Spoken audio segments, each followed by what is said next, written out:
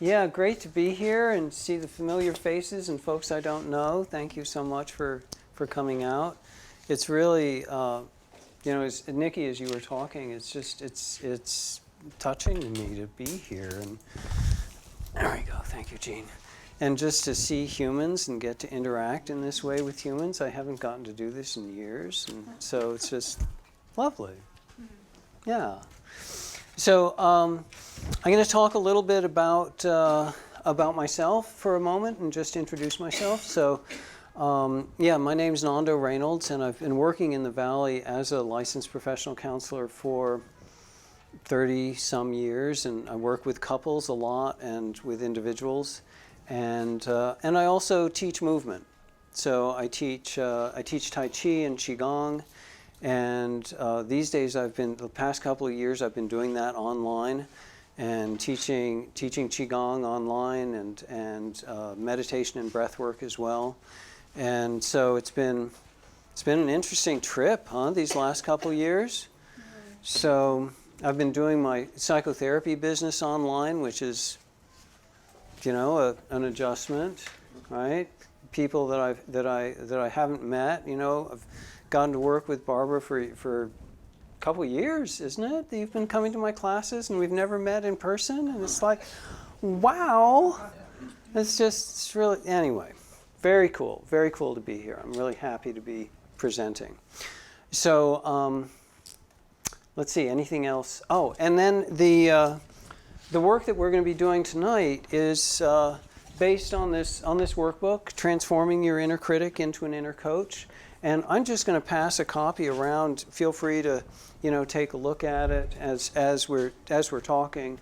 And so I got into this topic area because I found that as a young man, I was just really harsh with myself.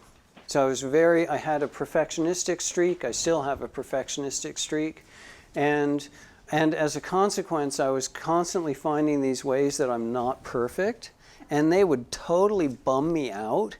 And then I'd start having this internal criticism that would be going on, and it would make my life pretty miserable. So anyway, the target the focus of our talk tonight is transforming your inner critic into an inner coach. And the format that we're going to be following is I'm going to talk a little bit about something, and then I'm going to ask you to talk to another human being, and then we're going to talk a little bit about something, and then I'm going to ask you again to talk to another person. And so you have the option as we're doing this, of course that part's not going to end up being on the tape and like that.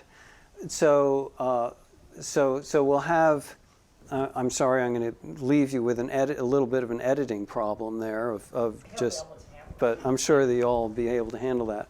But so we'll just be doing that, so that you get to interact with one another and maybe have a conversation with someone you've never met before, and like be social creatures. Wow. So anyway, so this what we're doing in terms of the I'm going to set this down, but in terms of the inner critic material, we're working in this structure here. Okay, if you're going to have a really fabulous life, it's going to be because you have good skills in each of these 7 areas. And the first one is balanced self-care, diet, sleep, exercise, just basically taking care of your social contact needs, your needs for daily relaxation, making sure your health and fitness are taken care of, making sure that you're not doing anything that is too risky or self-injurious. Okay? And so that's key 1. And then key 2 is mindfulness and self-understanding. If you don't understand what's going on, it's pretty hard to have a happy life. We're conducting our mind-body units through this life, and in order to do that, we need to have a fairly clear understanding of how the system works. And we need to have awareness of what's going on. So that's mindfulness and self-understanding. And then freedom from the past. Many of us have crap that's happened to us in our history that's left us with habits and like that are less than ideal. And so freedom from the past is, the freer you are from the past, the more that you're in the present moment, the happier your life is going to be. Isn't that so? So we got that. And then self-empathy, that's really where the inner critic comes in. That's your relationship with yourself. And we're trying to transform our tendency, our habit around inner criticism into something that's more supportive, into something that's more humane, so that we're able to motivate ourselves in a kinder, more loving, compassionate kind of way. Okay, so that's the self-empathy. And there was someone at the door. I don't know if they can still get in. Thank you, Nikki. And then nourishing relationships. And nourishing relationships, we've actually done a bunch of research. And the research on happiness is that the variable that seems to be most relevant for whether people have a happy life or not is whether they have really fulfilling relationships. Not all that surprising, but it's good to have that in our face. All right? So nourishing relationships, and then inspiring vision and goals. Humans really like to have, if you imagine riding a surfboard, we like to be riding a surfboard that's an arrow that's actually headed somewhere. Okay? And people are happier if they're in touch with inspiring vision and goals. And then the seventh one, a meaningful spiritual life. If your life makes sense to you within a big context, you're going to be happier. Anyway, so this is the big map. Right? If we're going to have a happy life, we need these skills, and these are skills, they're not genetic abilities. If you want to develop the skill of playing the piano, what do you have to do?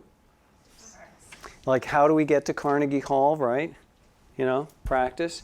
So if we're going to be more skillful, we have to actually methodically practice. And I don't know if you know folks like this, but there's some people that I know where really they're organized around having a breakthrough. Like, if I have a breakthrough, a moment of insight, then my whole life is going to be different, and I'm going to da-da-da-da-da-da. So let's go take ayahuasca and have a breakthrough, and then my whole life is going to be different, and I'm going to da-da-da-da-da-da. And there are aspects of that are really true. And then there are aspects of that are just delusional. It's like you have to have the breakthrough, and then you have to actually do the push-ups. You have to do the practice if you're going to have the skill. So that's reality. That's the way that humans work, right? So we want to have the insight and then do the practice. Okay, so I'm just going to keep track with my notes here. I used to be so good at this because I had a lot of practice that I didn't need my notes, and I also didn't need these, and it's like, what's happened with that? Okay, so what I'd like to do is have lead into our first breakout, so that you're talking to another human being, and in order to do that, I'd like you to be able to talk freely with each other, and freely about something that might even matter to you. And in order to do that, it's helpful if we have an agreement around confidentiality. Okay? And confidentiality is on two levels. One level is that, I have this conversation with you and I share my deepest, darkest, da-da-da-da, and then you don't go and say, oh, well, I was talking to Nando at this thing and he shared this deepest, darkest, da-da-da-da, and right? So that's one level of confidentiality.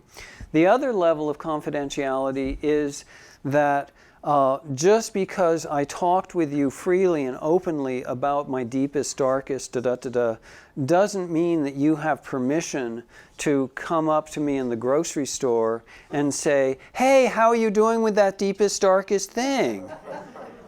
Okay, I know, right? So it's just we want to have those two levels of agreement around confidentiality. We good with that? Okay, great. So that allows us to talk freely, and so that's a nice just foundation there. So when we're doing this and we're working on our skills, there's a concept in sports that's called mental toughness.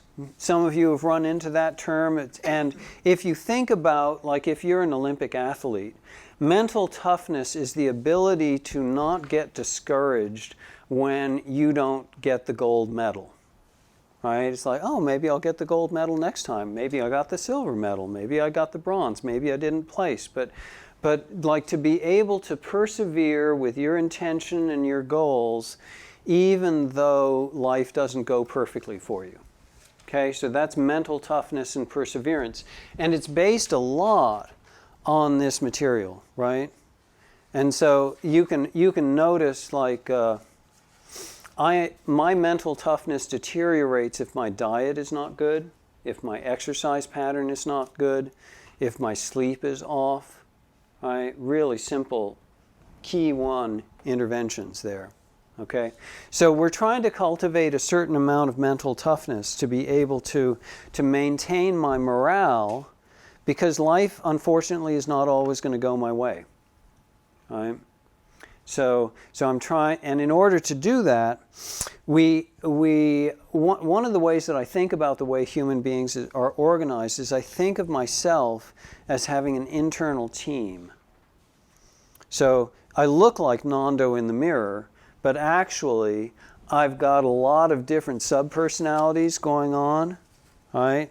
And if I'm faced with difficulties, there's like, you know, the certain amount of internal dialogue about how to proceed, chatter, chatter, chatter about what I should have done or what I could do later or like that. It's really normal. It's really ordinary to have that kind of internal dialogue going on. And it would be nice if that was compassionate, wouldn't it? Like, that might be a little bit more effective. But we have to, we start with, what was that movie where they had the people in the head, you know, like little Disney characters? There was cartoon, I was trying to remember that. Yeah, but some of you saw that and remember that imagery, and it's like, you know, we have that part of us that is like organized around, well, you know, I'm the Lorax, I stand for the trees. So it's like, oh, well, I'm the part of Nando who is the stakeholder, the advocate for honesty. And then I've got another part of me that's the stakeholder, the advocate for kindness. You have advocates for kindness and honesty. And then I have this person come up to me and they say, well, what do you think about my new haircut? Right? Kindness, honesty, right? So when we're making choices, we're always making, when we're behaving, we're always making choices about which values to advocate for, which values to hand the microphone to. And that's just such an important self-knowledge. That's such an important mindfulness and self-understanding. Of course I have the value around honesty. Of course I have this value around kindness. And in each moment I'm balancing it. All right? Okay, so let's talk about, let's talk a little bit together about inner critic, okay? Now, I operate from a presupposition that at every moment, human beings are doing the best they can with the information they have. Okay? So in neurolinguistic programming, we call that's a presupposition. It's like I'm choosing to see the world that way. I'm not going to argue with you about whether it's true or not. It's like that's too big a question, and so I'm just going to choose to see the world that way. At every moment, everybody is doing the very best that they can with the information that they have. They may be advocating for honesty in that moment when I wish that they would advocate for kindness, right? But they're still doing the best that they can. They're not deciding, well, you know, I don't ever get out of bed and go, well, how can I screw up my life today? right? Not consciously, right?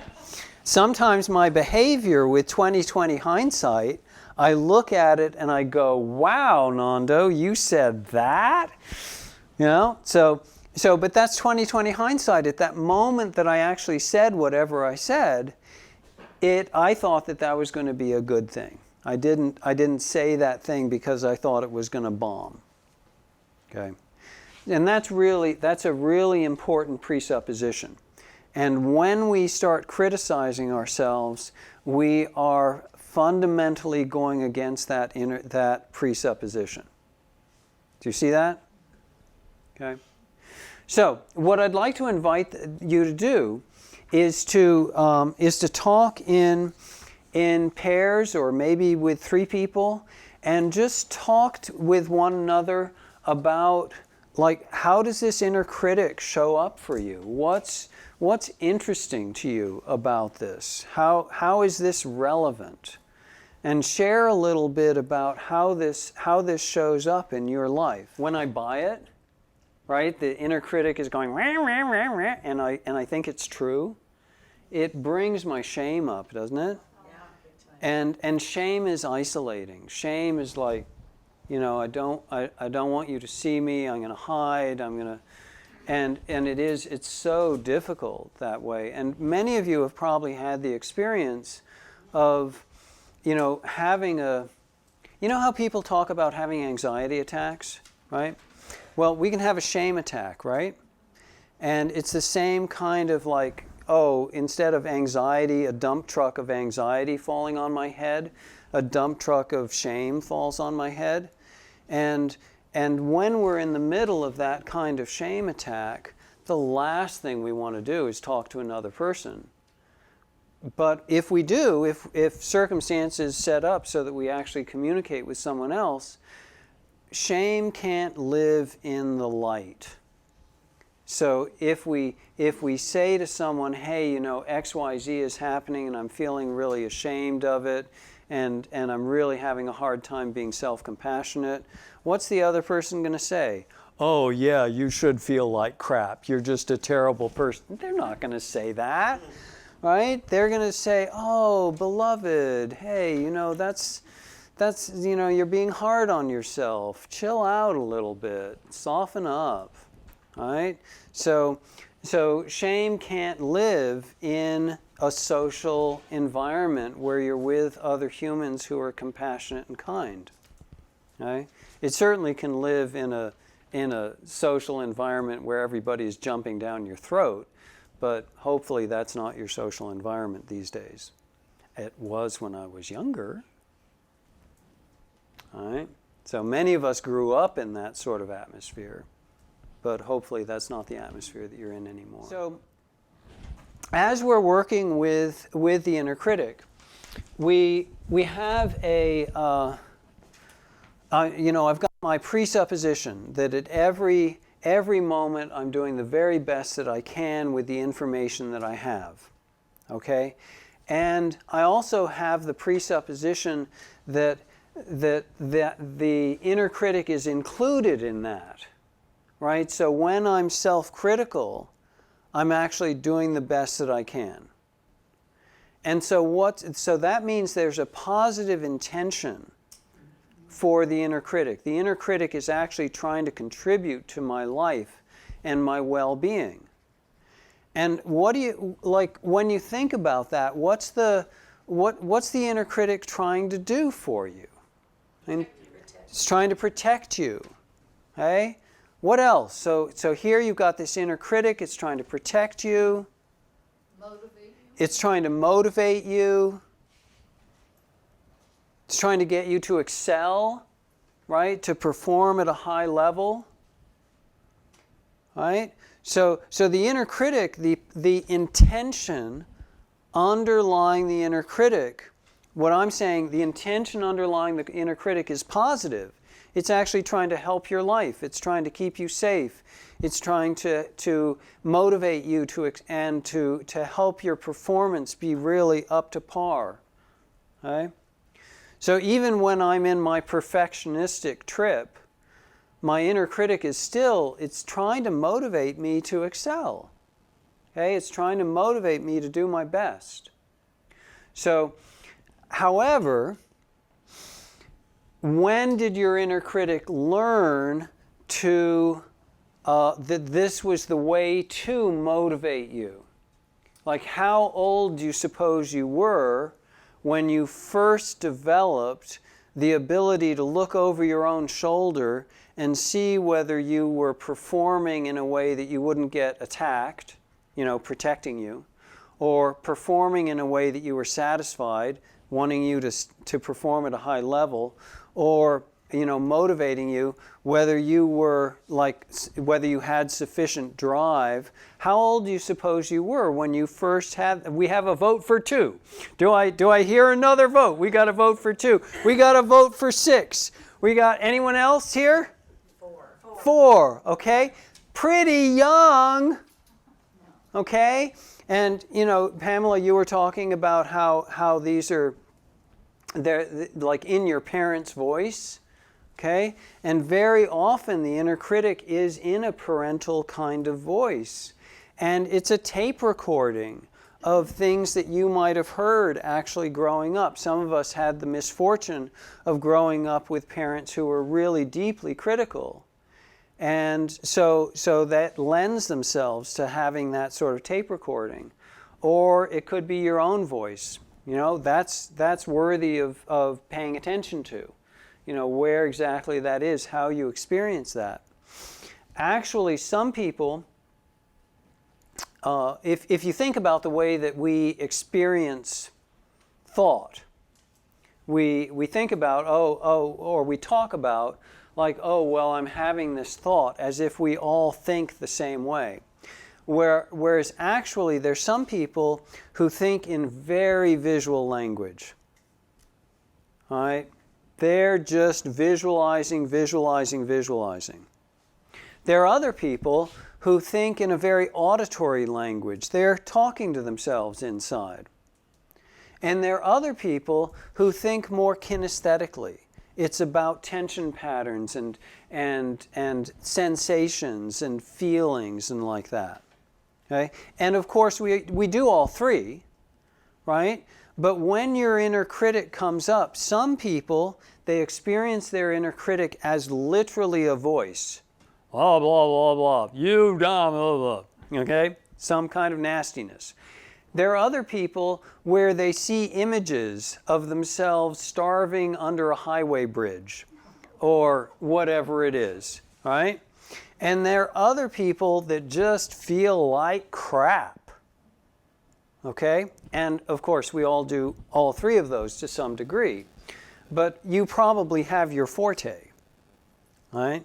So it's important to recognize that, because the message, the information content is coming to your consciousness, to your awareness, in the language that makes sense for however you're organized. And if we're going to manipulate it, we have to manipulate it in that same language. Okay? So if I'm using a kinesthetic language, and what's going on is I'm going along, and when my inner critic comes up, right? I have to recognize that, and I have to go, okay, so I have to, when that comes up, I need to, give myself the physical antidote. When the inner critic shows up as a dialogue, as a verbal attack, I have to give myself the verbal antidote. When the inner critic shows up as an imagination, it's like, starving under a highway bridge, then I have to give myself more realistic imagery. That makes sense? Huh? Okay, so again, if we go to what's the underlying positive intent of the inner critic, the positive intent is to keep you safe, is to motivate you to perform at a high level, okay? And is that legitimate? Are those positive intents, are those still legitimate? Okay?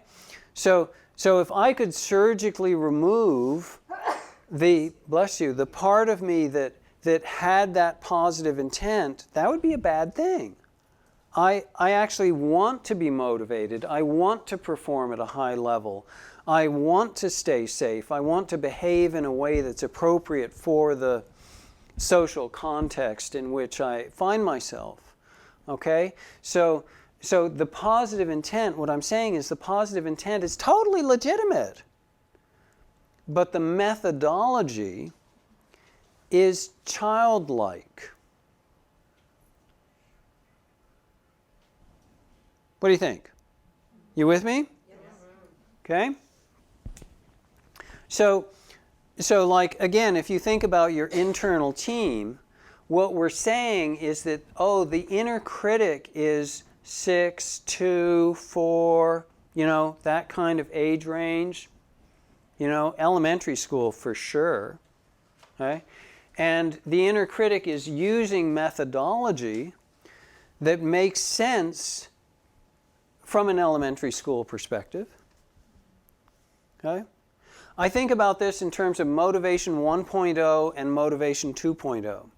So, motivation 1.0 is, I know how to get this other person to do what I want. I threaten them. I hit them. I coerce them. I use some sort of verbal or physical violence or threat of violence to get this other person to comply. Now, how old are kids when they learn that that's not socially appropriate? It's certainly not 2 years old, right? But it's, so if you think about, maybe never, right? Right. So, but if you think about like how old we are when we learn motivation 1.0, we're really quite young. And so naturally, motivation 1.0 has this young cast to it. And then we have the situation of like, well, thank goodness we're older than that. Thank goodness we have some maturation. But do you know people who still use motivation 1.0 like all the time? I mean, it's really kind of embarrassing. And bosses and teachers and parents. What happens for most people in a good world, most people learn motivation 2.0, which is like respectful motivation and kind, and how can I support you and encourage you, and how can I help you align with your core values and like that. And we all know a little bit about that. But there's vast materials about how to be a more effective manager. And what we're talking about here, Motivation 2.0, is management strategies applied to the self. Yes? You see that? Okay? So this is management technology, Motivation 2.0, management technology applied to yourself. And we know people who are in managerial positions of all kinds who don't seem to have gotten the memo, right? And then we know people who have and who are trying to do that. And I've seen myself, I have 2 kids, so I've seen myself do management 2.0 with my kids, parenting 2.0, and then I've also seen myself be totally stressed out and do parenting 1.0. All right? Do the best that I can, and yet the deeply ingrained habits, need to talk about habits here. So here we talk about stages of competence, stages of learning. We really need to understand this. So when I start out learning something, I start in this position when I'm unaware. And I like to the story I tell about this is driving. Okay, so you're 3 years old, you're in the back of the car in your car seat, you don't even know that you can't drive, right? Okay, so that's unaware. And then we go to novice, where we're consciously incompetent. And so now you're 8, and you realize, wow, I don't know how to drive. You know, grown-ups seem to be able to drive, but I don't know how to drive. It's conscious incompetence. And then we go to conscious competence. So now you're learning how to drive, and you can only do it if you think about it. And if you do your driver's test and you're learning how to drive, you're going, how do I do my parallel parking? Right? So when we're in conscious competence, we have to think about it in order to execute it. And then we go to unconscious competence, and that's our target in learning anything, right? If I'm trying to speak a foreign language, I certainly don't want to have to think about verb conjugation as I'm speaking. Right? I want unconscious competence. And I want unconscious competence in driving. I'm really good. I live in Talent. Often I'm working over here in Ashland. And like I get in my car, I go, Talent. You know, I set autopilot for home. And the next thing I know, I'm home. How does that happen? I mean, it's like not necessarily a lot of conscious awareness in that process, right? So we can be on autopilot, and autopilot is fabulous. The brain is designed to take very, very complicated operations and put them on autopilot. And thank goodness that it can do that. It saves us huge amount of effort. Here I am speaking English. Wow, you know, this is a pretty complicated thing, speaking English, and I don't have to think about it at all. I love that. Okay? That's unconscious competence. Okay? And then if we're going to teach something, then we do reflective competence. Like if I'm teaching driving, I have to go, oh right, yeah, you should put your turn signal on a certain number of feet before the turn, and oh, do you have your brights on? And you know, all of this stuff that I had to teach my kids that was autopilot for me, right? Okay, so the reason I digressed into this is because we're talking about habits that are deeply, deeply unconscious. They're autopilot. It's unconscious competence. Your inner critic, you know, what we're saying is that we learned how to do this inner critic perspective when we were 4 or 6 or like that. Well, I'm 61. That's a lot of years that I've been doing that. And so the autopilot is very, very deeply ingrained. And if you think about the way that actually occurs in your brain, your brain is, remember, axons, neurons, and like that. And welcome.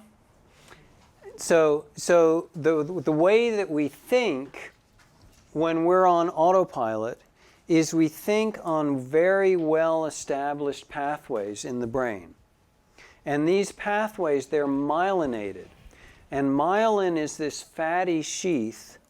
Do you remember how these coaxial cables work over here? We hardly use them anymore, but they're like there's an electrical line and then it's wrapped and shielded like that, and that makes the signal more precise. It cuts down the interference, and it makes the signal go smoothly because the wire is insulated. Myelin acts like that.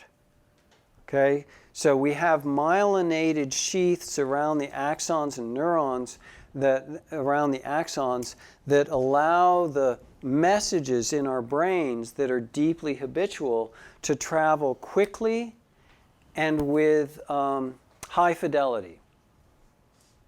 Fabulous. It's just like, wow, isn't that amazing? And what that means is that if you have like a strong German accent, because you moved to this country late, you're going to have that strong German accent forever because it's myelinated. Okay? It's deeply habitual. And you could bust your butt to try to change that, and you probably could, right? But it would take a huge amount of effort because it's so habitual. It's so myelinated. Does that make sense? Okay? So we want to have total respect for the hardware. This is the way the hardware works. It's not my soul. It's not my it's not about choice.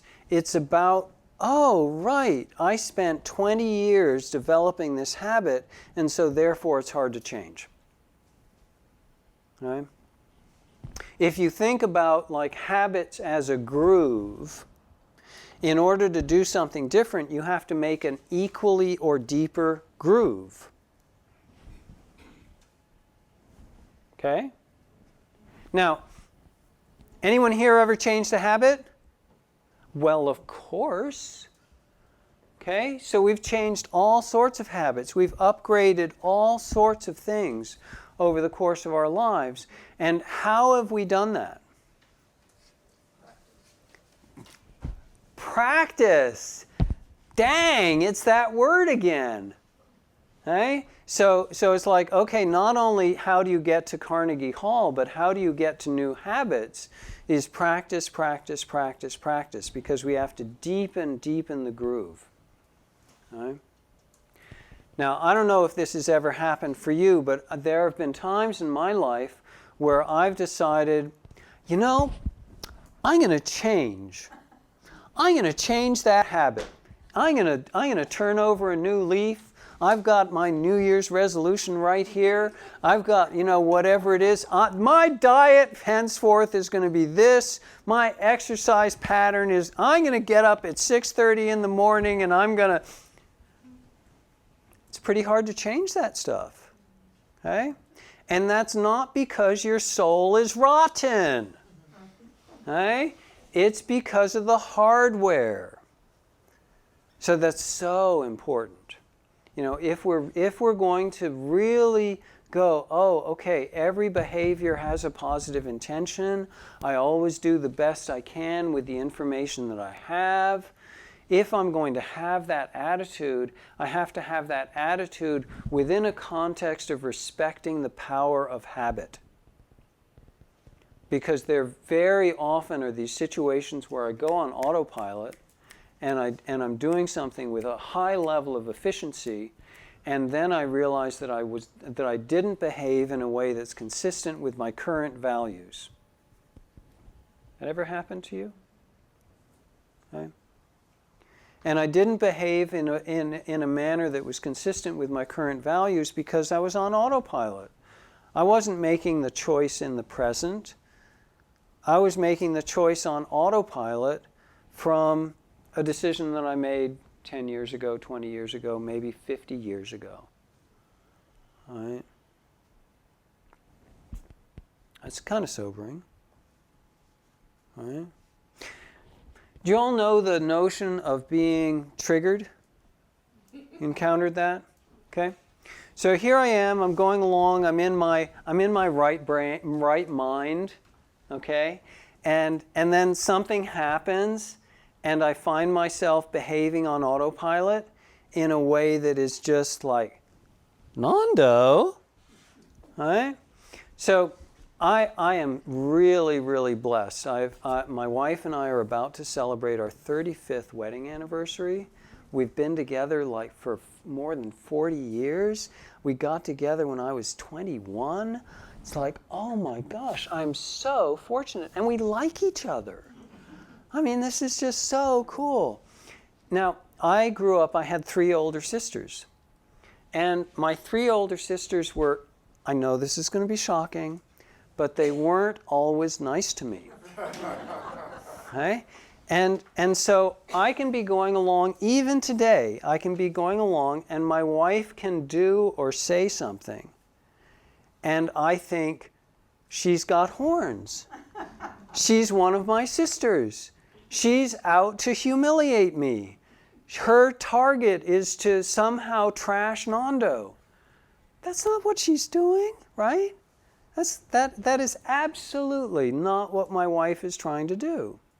But because of my deep learning, habitual learning about like, oh, you know, women can be dangerous, you know? So I've got that deep learning, and if my wife triggers that in me, suddenly Nando is like, you know, if we have the doors in front of Nando's heart, right? Slam, you know, steel doors come down. It's like, no way, I'm not trusting you. You know? It's really sobering. You know? And the thing is, it's so normal. It's so human. It's so like, what do we expect? Right? Now, you could imagine me having a shame attack about that, right? Oh, you know, I'm so embarrassed. This is just mortifying that I'm such a stimulus response creature, and I'm just having, you know, I got triggered again, and, you know, I should just go like act out with my favorite addiction, and, you know, da-da-da-da-da. Probably not helpful, right? A little nicer, more compassionate attitude would probably be a little bit more effective. So, what do you all think about what I'm saying? Am I on track? Okay. Now, very often what happens when people are trying to manage their inner critic is they follow these strategies that are fundamentally harsh. I know. I have this subpersonality who's harsh, and I don't want that subpersonality to be harsh anymore, so I'll be really harsh with it. Not effective, okay? But you can read books. There are popular books out there about the inner critic that are about like this is a bad part of you that you should refute and get into conflict with your inner critic, that you should argue with it, that you should do these things that are just like doomed from the very get-go. And they're doomed because your inner critic is innocently trying to help your life using a strategy that is dated. Good? All right? So, it's deeply habitual. It's on autopilot. It gets triggered. It does its thing on autopilot. It's trying to help your life. It's following Motivation 1.0, which is the first way that you learned how to motivate yourself. Big surprise. Why would you expect anything else? All right? And so if you're going to change that, then we have to follow our stages of change. So some of you will recognize this. This is a common map from alcohol and drugs. And so this is like AA makes use of this, and other 12-step programs and like that.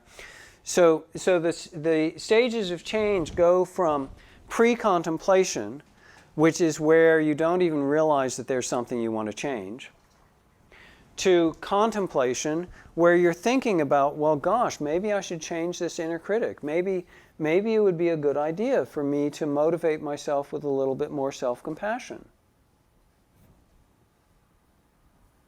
Okay? Contemplation. Preparation or planning is like, oh, well, let me come up with a way to actually do that, to actually make the change. And then we take the action. And then there's a dim circle here that is not in the traditional map.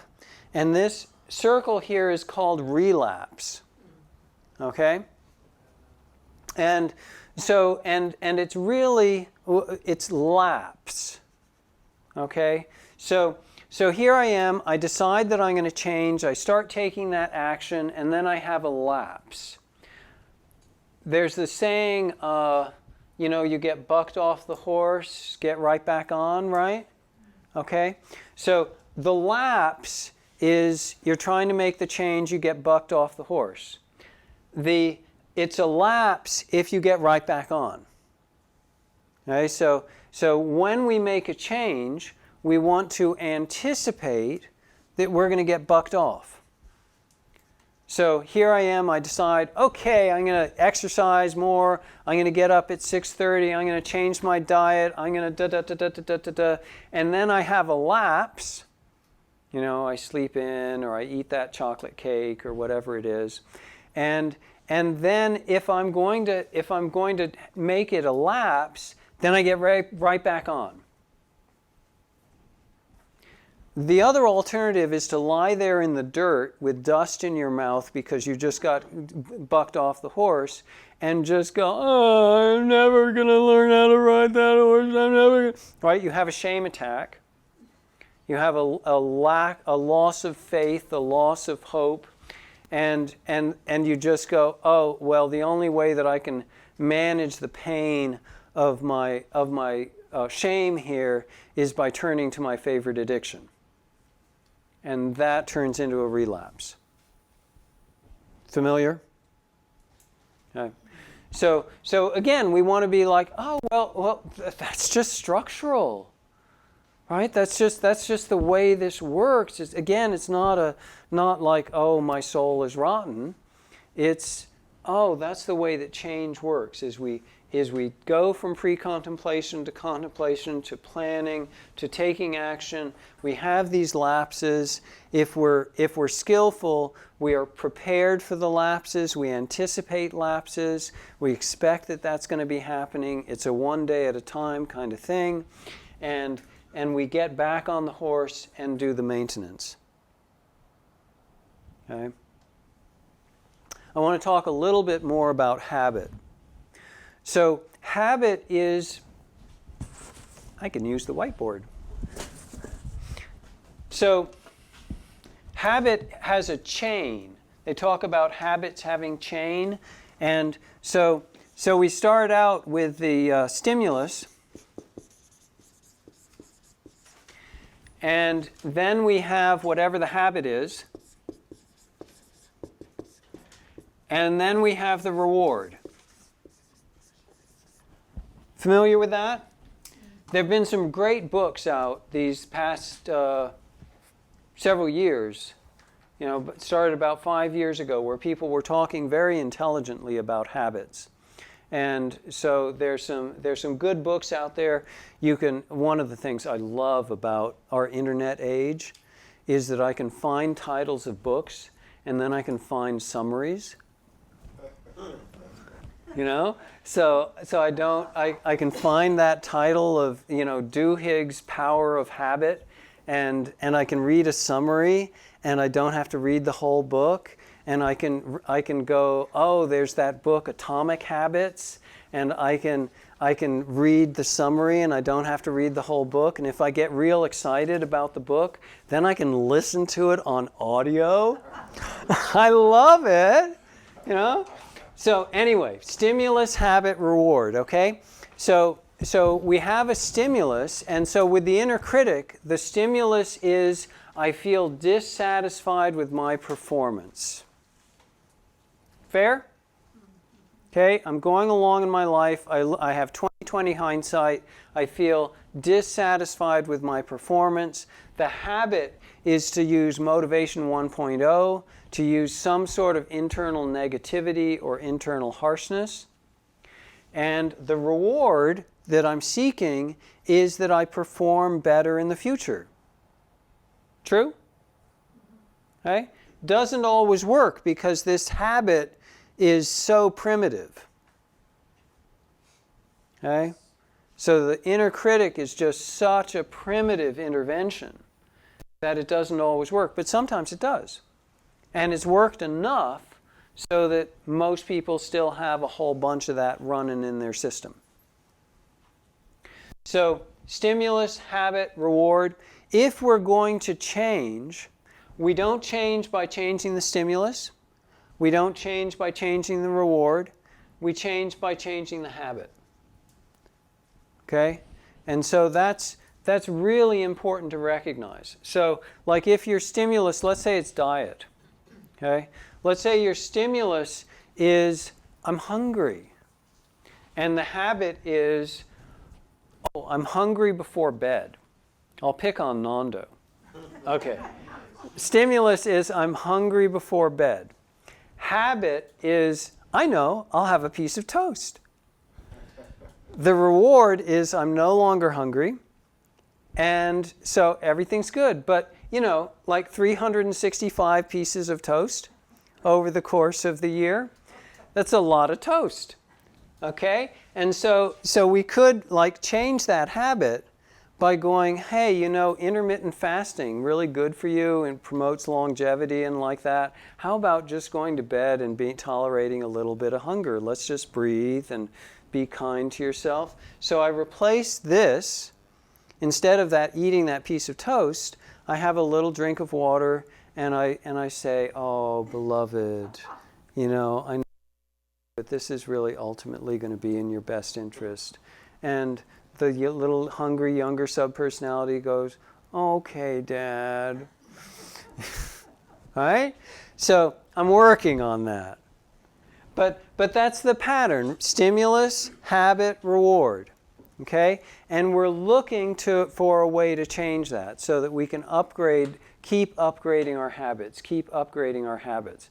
But in order to do that, we have to know what the stimulus is, and we have to know what the reward is. So, which is why we were talking about, so what's the positive intention of your inner critic? So once I know that, then I can do the stimulus, the habit, the reward, and we can get through that. Great. Now, the reason I'm asking that is because in order to change what we're doing, we have to know what we're doing. All right?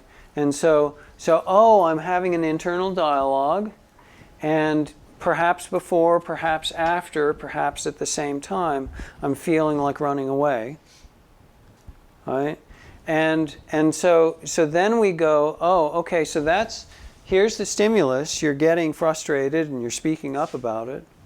Here's the habit to have this internal negative dialogue and to feel like running away. And the reward is, you know, people are going to like me, I'm going to fit in, I'm not going to get scolded, I'm not going to, whatever it is. Yeah? Okay?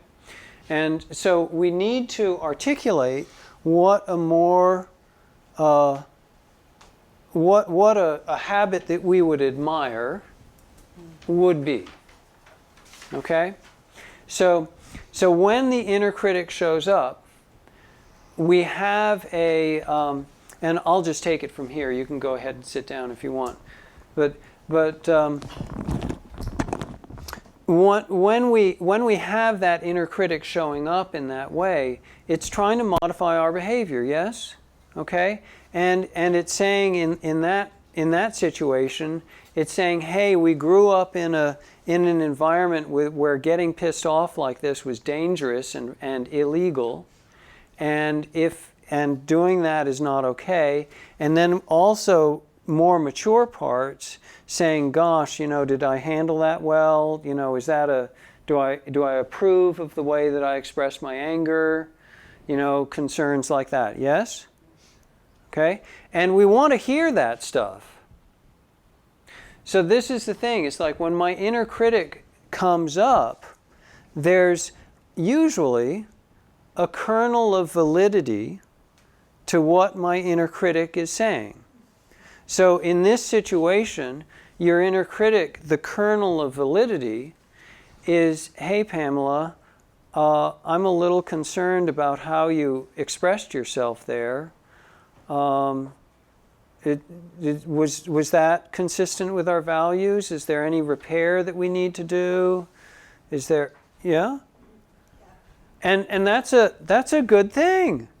I want that part of me to show up and say, hey, you know, I'm not totally sure about what you just did. But I don't want it to go, and therefore you suck. All right? So it's interesting. It's like if you think about the inner critic notices whether you measured up to a standard. And if you didn't measure up to that standard, then it assassinates your character. Okay? Now, I want the part that notices whether I measured up to the standard or not. Huh? But I don't want the assassination of my character. I want to hear, hey, you know, I'm a little concerned that that you didn't measure up to your standard. And then I want to hear encouragement and support and confidence in my positive intention for my life and the respectability of my values. And so I want internally directed compassion. As I brainstorm, well, what am I going to do next? Yeah? I mean, that'd be cool. So that's why I talk about transforming the inner critic into an inner coach. So the workbook, I'm just going to make a plug for my workbook here. Okay? So the workbook has, I don't need that. So the workbook has sections in it that are to help you understand how you experience your inner critic and its history and like that. And that requires a certain amount of introspection and like that. Then it has a section in it that is solely about how to calm yourself down, how to manage emotional arousal. Okay? Because this stuff gets us upset. It triggers our shame. It makes it really difficult to work with this material unless you can calm yourself down. Okay? So lots of strategies in there. EFT, some of you have encountered this tapping technology. Tools from NLP, where you're managing yourself with visualizations and internal self-talk. Really great set of resources. And then, so the idea is you get clear about how your inner critic works. You develop your ability to calm yourself down so you're pretty emotionally resourceful and centered. And then you methodically practice your new habit. So there's sections in the workbook that are about defining your new habit and rehearsing, because that's how you're going to be able to do it in the heat of the moment. Okay? And so, yeah. So anyway, so that's the workbook. And I recommend, whether you buy the workbook or not, but I recommend that you follow that process. Okay? The workbook will just support you in doing that in a very methodical way. But it's heavy work because it's so emotional. And so I also do groups and consultation and like that about this material. I'm happy to talk with you about that. And then I've got a bunch of resources on my YouTube channel.